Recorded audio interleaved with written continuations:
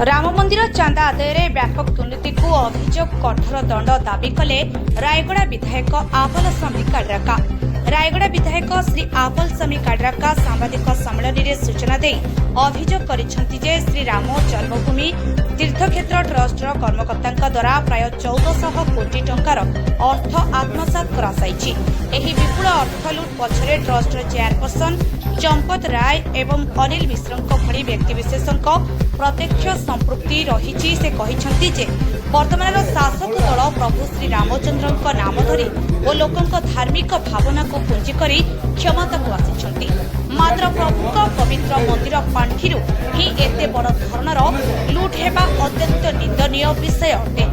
ଏହା ପଛରେ ସରକାରୀ ସ୍ତରରେ ଥିବା କିଛି ବଡ଼ବଡ଼ିଆ ଓ ପ୍ରଭାବଶାଳୀ ବ୍ୟକ୍ତିଙ୍କ ହାତ ଥିବାରୁ ଏହି ଘଟଣାକୁ ଲୁଚାଇ ଦେବାକୁ ବା ଚାପି ଦେବାକୁ ପ୍ରୟାସ କରାଯାଉଛି ବୋଲି ସେ ମତ ରଖିଛନ୍ତି।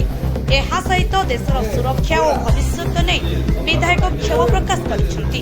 ସେ କହିଛନ୍ତି ଯେଉଁମାନେ ଗୋଟିଏ ପବିତ୍ର ମନ୍ଦିରର ପାଣ୍ଠି ଲୁଟି ପାରୁଛନ୍ତି ସେମାନେ ଆଗକୁ ନିଜ ସ୍ୱାର୍ଥ ପାଇଁ ଦେଶକୁ ଲୁଟିବାକୁ ମଧ୍ୟ ପଛାଇବେ ନାହିଁ। ଏହି ଘଟଣାର ସତ୍ୟତା ସାଧାରଣ ଜନତା ଏବଂ ଗଣମାଧ୍ୟମ ସାମ୍ନାକୁ ଆସିବା ନିହାତି ଜରୁରୀ। ତେଣୁ ଯେଉଁମାନେ ଏହି ମନ୍ଦିର ଚାନ୍ଦା ଲୁଟିଛନ୍ତି ସେମାନଙ୍କର ମୁଖା ଖୋଲିବା ସହ ତୁରନ୍ତ ସେମାନଙ୍କୁ ଲୋକଲୋଚନକୁ ଆଣି ଆଇନ ଅନୁସାରେ କଠୋରରୁ କଠୋର ଦଣ୍ଡ ପ୍ରଦାନ କରିବାକୁ ବିଧାୟକ ଶ୍ରୀ କାଡ୍ରାକା ଦୃଢ଼ ଦାବି କରିଛନ୍ତି। ଏହି ସାମ୍ବାଦିକ ସମ୍ମିଳନୀରେ ଜିଲ୍ଲା କଂଗ୍ରେସର ଅନ୍ୟ ବହୁ वरिष्ठ नेता और कर्मी उपस्थित थे। रायगड़ारू जिला प्रतिनिधि अजित कुमार भाद्रा रिपोर्ट आम अधिकार। देखो अयोध्या श्री राम मंदिर प्रतिष्ठा परिप्रेक्षी श्री राम जन्मभूमि तीर्थ क्षेत्र ट्रस्ट कर्मकर्ता द्वारा 1400 कोटी आत्मसात एवं एथिरे ट्रस्ट चेयरपर्सन चंपत राय एवं अनिल मिश्र से हाथ अच्छे बोलिकी जना पड़ी। किंतु ये सरकार जो सरकार की शासक दलर श्री प्रभु रामचंद्र ना धरिकी आज शासक को आसुँच किंतु प्रभु रामचंद्र मंदिर यहाँ लुट होए पार्टी फिटौ ना सरकार। कारण एठू स्पष्ट भाव जना पड़ी सरकार किसी बड़ बड़िया माने हाथ अच्छी ना तो आज पूरा मीडिया आगे आसिक प्रकाश करता कहीं मीडिया आगे कही पारना।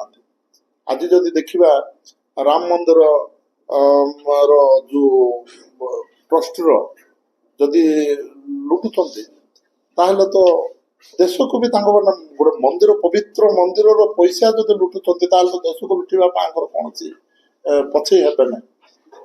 से जो मैंने लुटिंट पदा को बाहर करतु एवं आईन अनुसार कठोर कठोर दंड।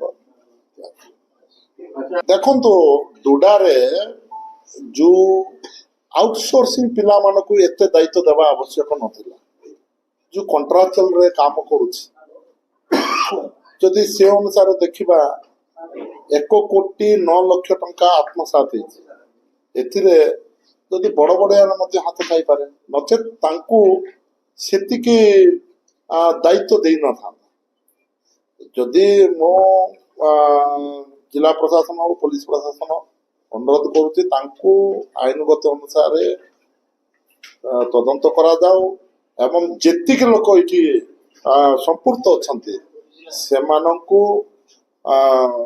अरेस्ट करा जाओ। एवं मु तो भावुची ए केसटा को विजिलेंस हाथ रे दिया जाओ एवं निश्चित भाव में जो माने गोटे छोटिया कॉन्ट्रैक्चुअल कर्मचारी को ठिका कर्मचारी को जो दायित्व देते माने इठी संपुक्त अच्छा ऑफिस रो जहाँ बड़ बड़िया माने जे माने अच्छा से आईनगत अनुसार तदंत करा जाओ एवं जो माने इठी संपुक्त से आईन अनुसार दंडित करा जाओ।